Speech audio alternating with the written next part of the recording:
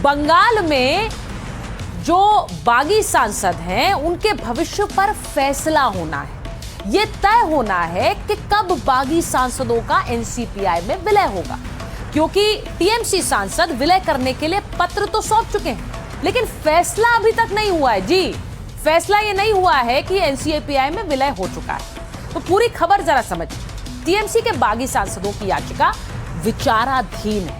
लोकसभा सचिवालय याचिका पर विचार कर रहा है। सचिवालय की आंतरिक समिति एक जांच कर रही है। समिति में कानूनी विशेषज्ञ भी शामिल किए गए। समिति की रिपोर्ट के बाद ही स्पीकर फैसला लेंगे। दोनों पक्षों को सुनने के बाद यह फैसला किया जाएगा। बिना पक्षों को सुने फैसला नहीं होगा, जो ओम बिरला कह चुके हैं। अब टीएमसी नेतृत्व को स्पीकर कार्यालय ने एक मेल भी किया है। ममता गुट के सांसदों को मिलने के लिए बुलाया गया है। सांसदों को सुनने के बाद ही कोई भी निर्णय होगा, यानी कि ममता गुट भी और जो बागी गुट है वो भी, दोनों की ही बात सुनेंगे स्पीकर।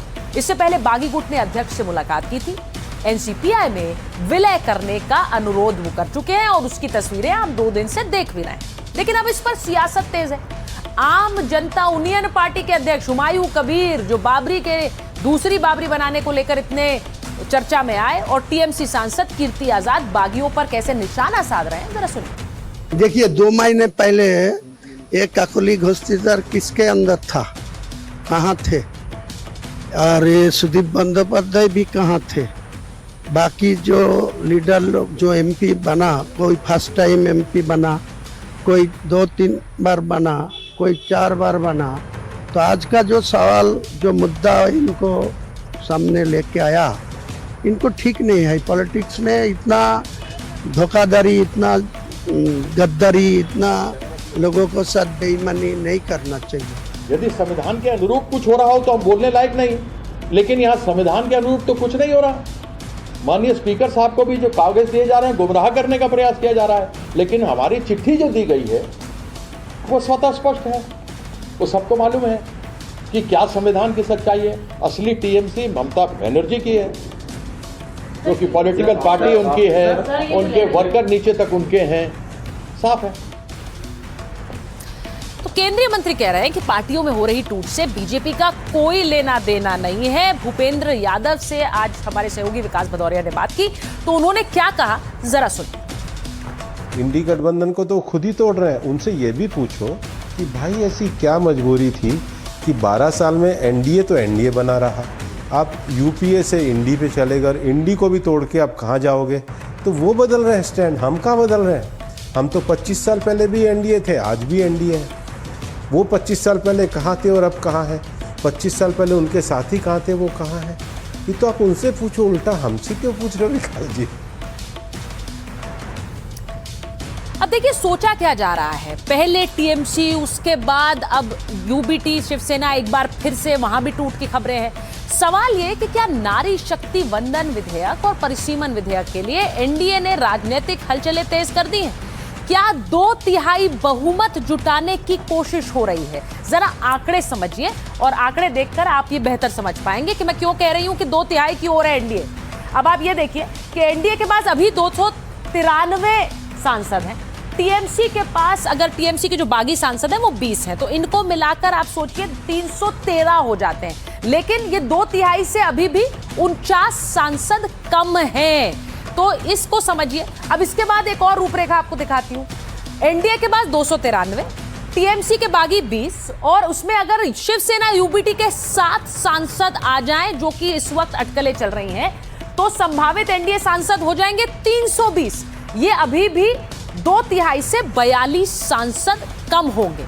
और एक और आंकड़ा आपको दिखा देती हूं, क्योंकि जिस तरह से आजकल डीएमके भर भर कर अपना गुस्सा राहुल गांधी पर उतार रहा है, उस तरह से अगर डीएमके समर्थन में आ जाए तो 293 एनडीए, टीएमसी के 20 बागी, शिवसेना यूबीटी के 7 ये संभावित तस्वीर है, और डीएमके के 22 अगर ये समर्थन कर दे तो फिर एनडीए को बिल पास कराने के लिए 342 सांसद मिलते हैं। ये अभी भी 2/3 से 20 कम है, लेकिन ये आंकड़ा कुछ इस तरह से बनता नजर आ रहा है। इसीलिए आपको कह रहे हैं कि क्या एनडीए 2/3 के करीब पहुंच रहा है, क्योंकि जिस तरह से सांसद जुटाए जा रहे हैं उससे सदन के अंदर एनडीए की जो ताकत है वो बढ़ती हुई नजर आती है। और अब बात आज की एक और बड़ी खबर की। अयोध्या के राम मंदिर में चढ़ावा चोरी के आरोप लग रहे हैं। इस मामले में सरकार एक्टिव है, एसआईटी इस मामले की जांच कर रही है, लेकिन इसी के साथ साथ सियासत भी हावी है। यहां आप तस्वीर जो देख रहे हैं, चढ़ावा चोरी की जांच में क्या कुछ मिला है, क्योंकि एसआईटी ने आज दूसरे दिन इस पूरे मामले की छानबीन की है। समाजवादी पार्टी के अध्यक्ष अखिलेश यादव ने आज एक बार फिर से सरकार पर हमला बोला है, क्योंकि एसआईटी की जांच हो रही है और अखिलेश यादव कह रहे हैं कि आईआईटी बनाने थे, ये तो एसआईटी बना रहे हैं। जरा सुनिए। जिस प्रदेश में नौकरी रोजगार के लिए आईआईटी बनना था, वहाँ एसआईटी बन रही है। और देखिए आप, डबल इंजन की डबल टंकी है, डबल इंजन की डबल टंकी है। कितना भ्रष्टाचार हो रहा है। ये डबल इंजन की बड़ी डबल टंकियां हैं और हमारे साधु संतों, पुजारी और मंदिर में जो सेवा करने वाले लोग हैं, उनके लिए जांच के लिए बताओ, अधिकारी जांच करेंगे। इन अधिकारियों की एसआईटी कौन कराएगा? इन अधिकारियों की भी एसआईटी होनी चाहिए। राम भक्ति की बात वे भी कर रहे हैं जो कल तक राम भक्तों पर गोलियां चलाते थे। उनको भी एहसास हो गया राम भक्ति की ताकत का।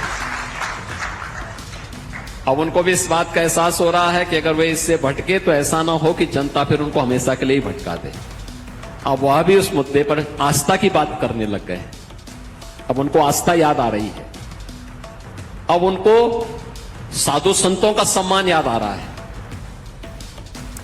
तो अखिलेश कह रहे हैं ये एसआईटी बना रहे हैं, आईआईटी नहीं बना पा रहे हैं। दूसरी तरफ योगी आदित्यनाथ कह रहे हैं जो राम भक्तों पर गोली चलाते थे वो आज राम की बात कर रहे हैं। बड़ा अचंभा होता है। इन सब के बीच चढ़ावा चोरी के आरोपों की जांच कैसे हो रही है, जरा ये समझिए।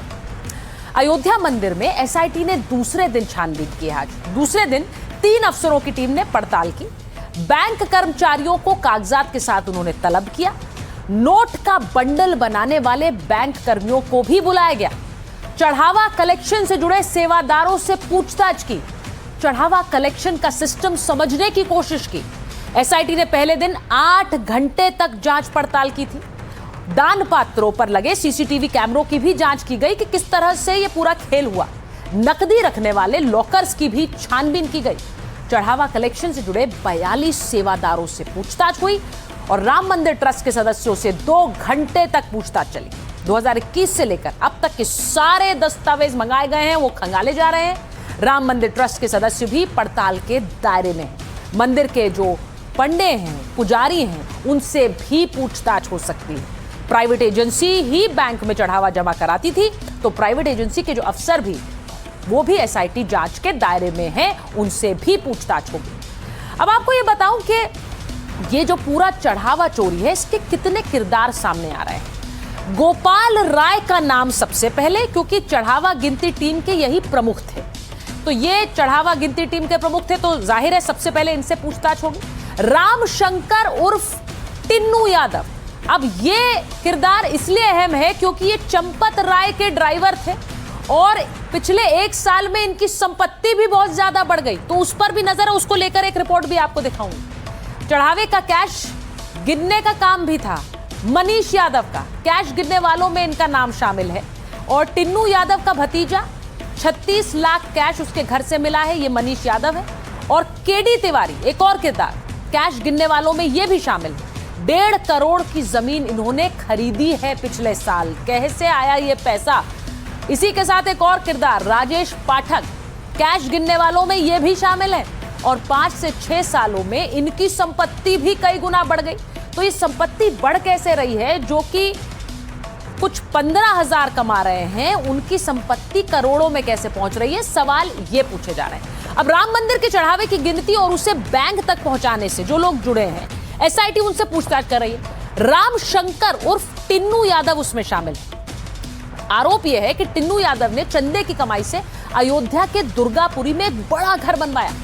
अब ये टिन्नू यादव वही हैं जो पहले ऑटो रिक्शा चलाया करते थे और उसके बाद वो चंपत राय के ड्राइवर बन गए। और चंपत राय के ड्राइवर बनने के बाद उनकी संपत्ति कैसे बढ़ी, बता रहे हमारे सहयोगी रणवीर सिंह।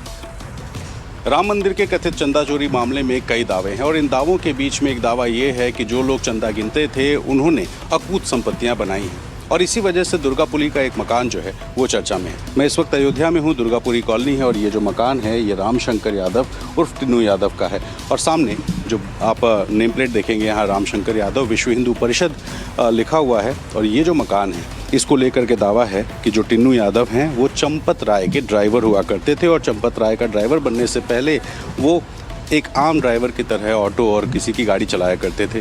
8-10 हज़ार रुपये तनख्वाह हुआ करती थी। अब दावा ये है कि चंपत राय के साथ आए तो तनख्वाह बढ़ करके 18-20 हज़ार रुपये हो गई। लेकिन इस 18-20 हज़ार रुपये की तनख्वाह में एक बड़ा मकान, और न सिर्फ ये बड़ा मकान बल्कि दावा ये है कि इसके अलावा भी कुछ मकान हैं जो अयोध्या में और लखनऊ में रामशंकर यादव ने बनवाए हैं। तो फिलहाल ये जो आरोप हैं इन आरोपों को लेकर जांच चल रही है। अगर इस मकान की बात करें तो इस मकान में 17 से 18 कमरे हैं और लगभग 2,500 से 3,000 रुपये पर कमरे का किराया है। खुद रामशंकर यादव और टिन्नू यादव इस मकान में नहीं रहते हैं क्योंकि उनका मकान अयोध्या में है।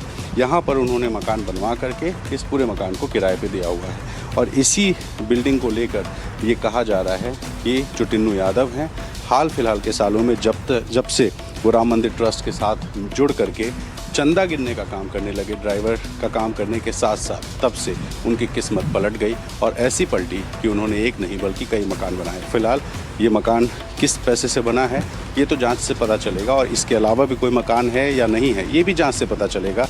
लेकिन इन आरोपों के बीच में फिलहाल अयोध्या के दुर्गापुरी का ये जो मकान है ये काफ़ी चर्चा में है।